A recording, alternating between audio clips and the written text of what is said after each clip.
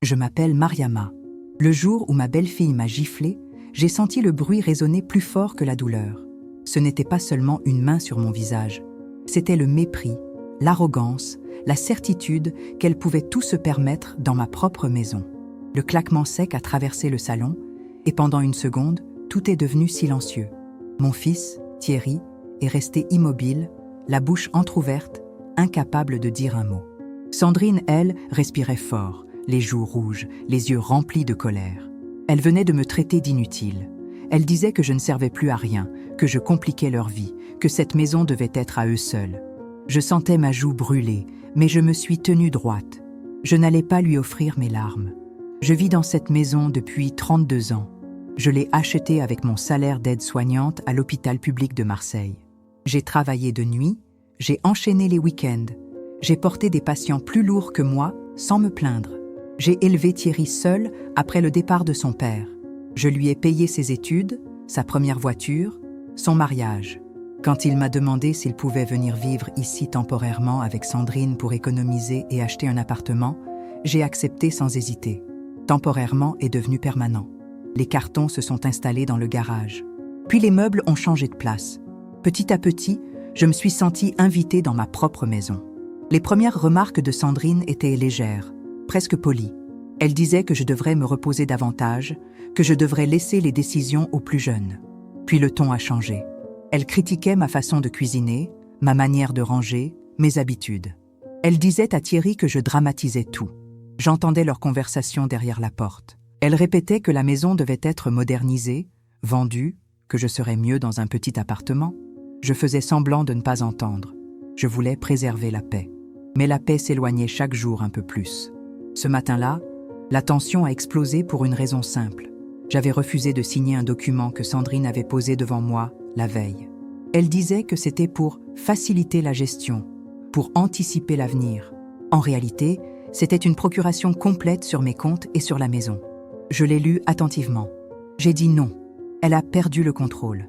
Elle a crié que j'étais égoïste, que je ne pensais qu'à moi, que je les empêchais d'avancer. Thierry restait silencieux, les yeux fixés sur le sol. Puis la gifle est arrivée, rapide, violente, inattendue. Je me souviens du goût métallique dans ma bouche. Je me souviens du bruit de ma propre respiration. J'allais parler, j'allais lui dire que c'était fini, que je ne tolérerais plus rien. Mais à cet instant précis, quelqu'un a frappé à la porte. 3 coups fermes, sûrs, sans hésitation. Le son a rempli l'entrée. Sandrine s'est figée. Thierry a levé la tête. Moi, je suis restée immobile. Les coups ont résonné à nouveau, plus fort. Sandrine a essuyé ses mains sur son pantalon comme si elle voulait effacer ce qu'elle venait de faire. Elle a ouvert la porte avec agacement. Je n'ai pas vu immédiatement le visage de la personne qui se tenait dehors. Mais j'ai vu le changement sur celui de Sandrine. Sa couleur a disparu. Ses épaules se sont affaissées. Sa voix, qui criait quelques secondes plus tôt, est devenue presque inaudible. Thierry s'est approché et a regardé par-dessus son épaule. Son expression a changé lui aussi. J'ai alors entendu une voix grave, posée, qui demandait calmement si Mariama était bien présente. Mon nom prononcé avec respect dans ma propre maison m'a fait frissonner. C'était maître Didier Laurent, avocat au barreau de Marseille. Je le connaissais de nom. Il représentait plusieurs affaires liées à des abus financiers et des maltraitances envers des personnes âgées. Il tenait à la main une chemise épaisse. Derrière lui, une femme en tailleur sombre attendait, badge officiel accroché à la veste. Une inspectrice de la brigade financière. Sandrine a tenté de sourire, mais ses lèvres tremblaient.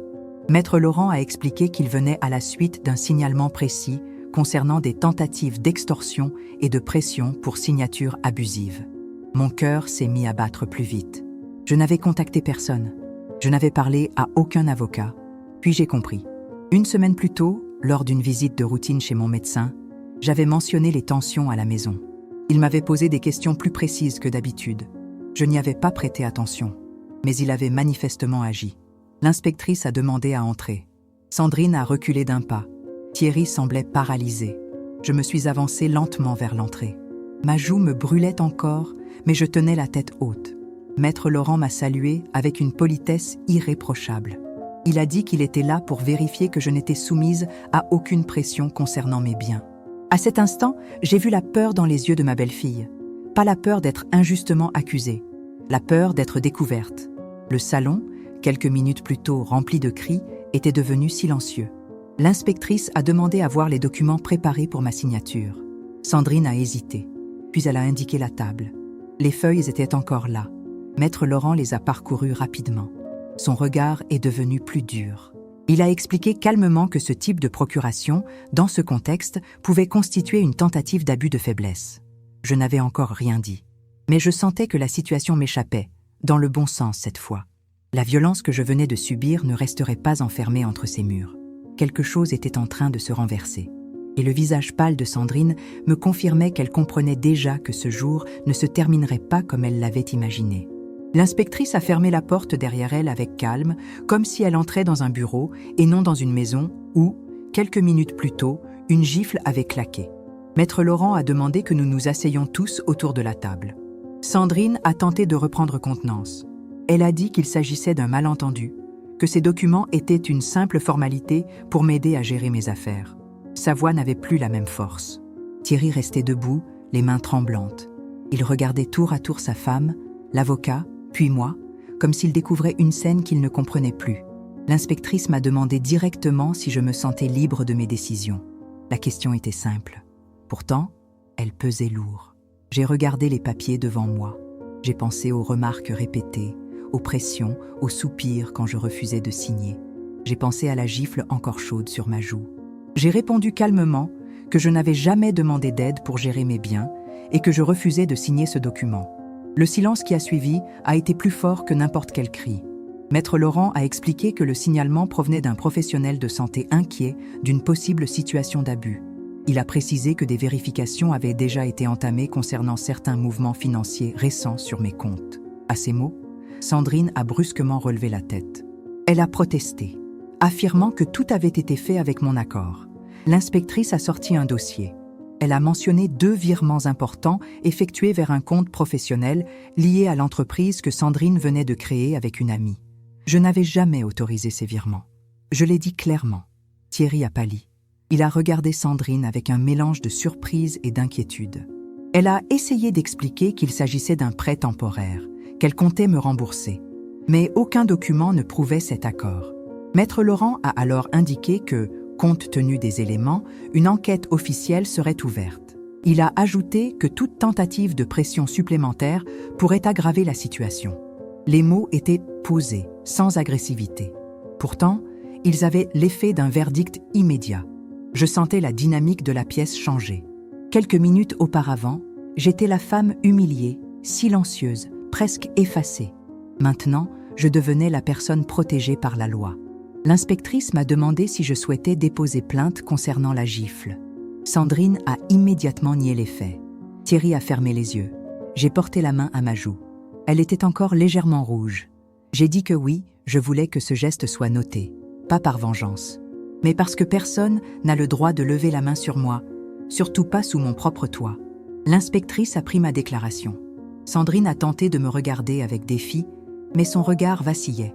Elle n'était plus certaine de sa supériorité. Elle comprenait que la situation lui échappait. Maître Laurent a expliqué que, dans l'immédiat, il recommandait que les documents litigieux soient saisis et que mes comptes soient placés sous surveillance protectrice. Il a également conseillé que Thierry et Sandrine envisagent de quitter temporairement la maison pendant l'enquête afin d'éviter toute tension supplémentaire. À ces mots, Sandrine a explosé. Elle a crié que c'était injuste, que cette maison était aussi celle de son mari, qu'elle avait investi du temps et de l'argent dans les rénovations.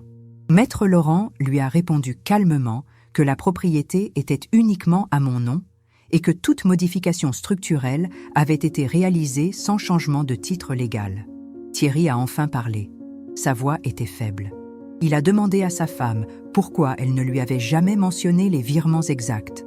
Elle a tenté de se défendre, mais ses phrases étaient confuses. Je regardais mon fils. Je voyais la fissure dans son assurance. Il réalisait que le contrôle qu'il croyait avoir n'était qu'une illusion. L'inspectrice a conclu que des convocations officielles seraient envoyées dans les jours suivants. Elle a ajouté que toute tentative d'intimidation envers moi serait immédiatement sanctionnée. Avant de partir, elle m'a donné une carte avec un numéro direct à contacter en cas de problème. Quand la porte s'est refermée derrière eux, le silence est redevenu lourd. Sandrine s'est tournée vers moi, mais elle ne criait plus. Elle m'a accusé d'avoir monté toute cette histoire pour les chasser. Je l'ai regardée droit dans les yeux et j'ai répondu que je n'avais rien monté. Je m'étais simplement protégée. Thierry s'est assis, les mains dans les cheveux. Il murmurait qu'il ne savait pas que la situation était si grave. Ce soir-là, ils ont quitté la maison pour aller dormir chez un ami. Je suis restée seule dans le salon. Le calme me semblait irréel. J'ai touché ma joue une dernière fois. La douleur physique diminuait, mais quelque chose de plus profond s'était réparé. Pour la première fois depuis des mois, je ne me sentais plus piégée. Pourtant, je savais que ce n'était que le début. L'enquête allait révéler des choses que je ne soupçonnais peut-être pas encore. Et la vérité, quand elle éclate, ne laisse personne indemne. Les jours qui ont suivi ont transformé ma maison en lieu d'attente silencieuse. Thierry revenait parfois récupérer des affaires, sans Sandrine. Il évitait mon regard. Il disait qu'il voulait comprendre. Je répondais peu. Je ne voulais plus d'explications vagues. Je voulais des faits. Pendant ce temps, Maître Laurent me tenait informé. L'enquête avançait vite. Les relevés bancaires révélaient non pas 2 virements, mais 5. Des sommes transférées progressivement, toujours en dessous d'un seuil qui aurait déclenché une alerte automatique. Une méthode réfléchie, calculée. Quand j'ai appris cela, j'ai senti un froid différent de celui de la gifle. Ce n'était plus une impulsion de colère, c'était une stratégie. L'inspectrice m'a expliqué que l'entreprise de Sandrine connaissait déjà des difficultés financières, des dettes fournisseurs, des retards de paiement. Mon argent n'était pas un prêt improvisé, il servait à combler un déficit. Thierry a été convoqué. Il a juré qu'il ne connaissait pas le détail des montants. L'inspectrice lui a montré les signatures électroniques liées à son adresse personnelle. Son silence en disait plus que ses paroles. Une semaine plus tard, une perquisition a eu lieu au bureau de l'entreprise. Les voisins ont vu la voiture de police. Les murmures ont commencé dans le quartier. Moi, je restais chez moi. Je n'avais rien à cacher. Un après-midi, Maître Laurent est venu me voir avec un dossier plus épais que le premier. Il m'a expliqué que les enquêteurs soupçonnaient une tentative d'abus de faiblesse aggravée, avec usage de pression psychologique. Il m'a demandé si je souhaitais maintenir la plainte pour violence. J'ai répondu oui, sans hésiter. Le jour de la confrontation officielle est arrivé plus vite que je ne l'imaginais. Nous nous sommes retrouvés dans une salle sobre du commissariat. Sandrine était assise en face de moi. Elle ne ressemblait plus à la femme sûre d'elle qui m'avait giflé. Ses traits étaient tirés. Son regard évitait le mien. L'officier lui a demandé pourquoi elle avait présenté une procuration aussi large, sans justification précise. Elle a parlé d'organisation familiale. Il lui a demandé pourquoi les virements avaient été fragmentés. Elle n'a pas su répondre clairement. Puis l'officier a évoqué la gifle. Sandrine a tenté de minimiser, parlant d'un geste malheureux. Je l'ai regardée et j'ai répété calmement ce qui s'était passé. Je n'ai rien ajouté, rien retiré, juste la vérité. Thierry était présent. Quand on lui a demandé s'il avait vu le geste, il a baissé la tête et a murmuré « oui ». À cet instant, j'ai compris que le silence qu'il avait choisi ce jour-là ne le protégeait plus. L'affaire a été transmise au procureur. Les chefs d'accusation ont été retenus. La date d'audience a été fixée. Pendant cette période, Thierry a demandé à me parler seul à seul. Il est venu un soir, sans prévenir. Il avait les yeux rouges. Il m'a dit qu'il se sentait pris entre sa femme et moi. Je lui ai répondu qu'il n'y avait pas de camp. Il y avait le respect et l'irrespect, la loi et l'abus. Il m'a demandé si je pouvais retirer la plainte pour la gifle. J'ai dit non, parce que si je cédais encore, tout recommencerait un jour. Le tribunal correctionnel de Marseille était presque plein le jour de l'audience. Les faits ont été exposés clairement. Les virements détaillés, les documents analysés, la gifle mentionnée comme élément révélateur d'un climat de pression. Sandrine a tenté de présenter des excuses publiques, elle a dit qu'elle regrettait. Le procureur a rappelé que le regret n'efface pas les actes. Il a souligné la vulnérabilité liée à l'âge et à la confiance familiale. Quand le verdict est tombé, le silence était total. Sandrine a été reconnue coupable d'abus de faiblesse et de violence légère. Elle a écopé d'une peine avec sursis, d'une forte amende et d'une interdiction de gérer toute entreprise pendant plusieurs années. Elle devait également rembourser intégralement les sommes détournées avec intérêt. Thierry, lui, a été reconnu complice par négligence consciente concernant les transferts. Il a reçu une amende et une obligation de suivi financier encadrée. Je n'ai pas souri, je n'ai pas triomphé. J'ai simplement respiré. La justice ne m'a pas rendu les mois de tension, ni la gifle, mais elle a posé une limite claire. En sortant du tribunal, des journalistes locaux attendaient. L'affaire avait pris une dimension publique en raison du signalement médical et du contexte familial. Sandrine a baissé la tête sous les flashs. Elle qui pensait agir en toute impunité faisait face à une exposition qu'elle redoutait. Moi, je suis rentrée chez moi. La maison était silencieuse, mais différente. Elle ne portait plus le poids de la peur. Elle portait la preuve que je n'étais pas seule. Pourtant, une question restait suspendue. Thierry allait-il comprendre la leçon ou s'éloigner définitivement? L'histoire de justice était écrite. Restait celle du lien entre une mère et son fils. Après le jugement, la maison est redevenue calme, mais ce calme n'avait plus le goût de la résignation. C'était un calme solide, construit sur une décision claire. Thierry a pris un petit appartement à quelques kilomètres.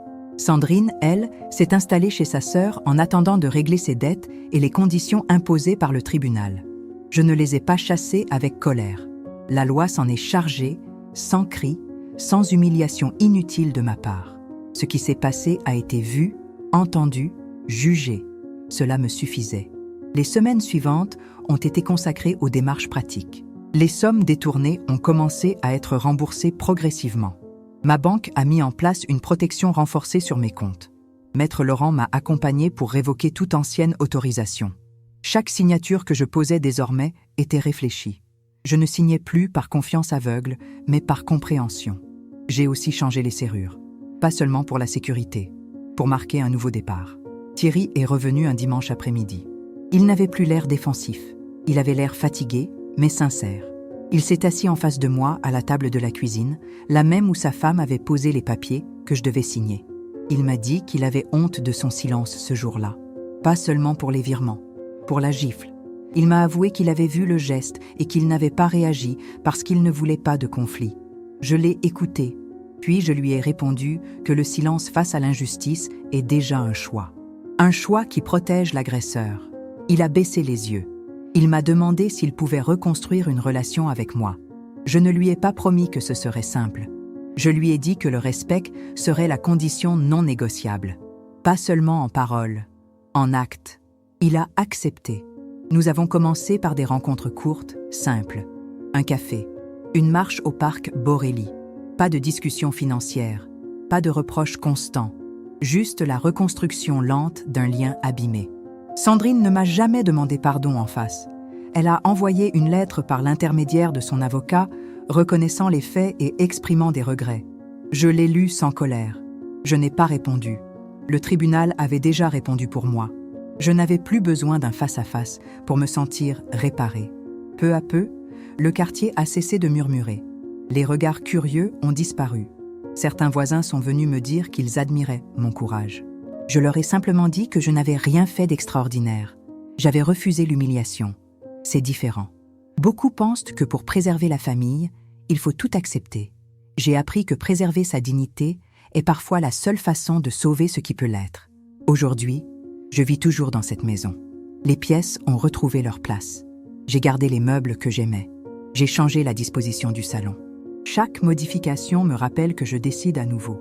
Je me suis inscrite à un atelier d'écriture au centre social du quartier. Pas pour raconter ma douleur, mais pour continuer à exister au-delà d'elle.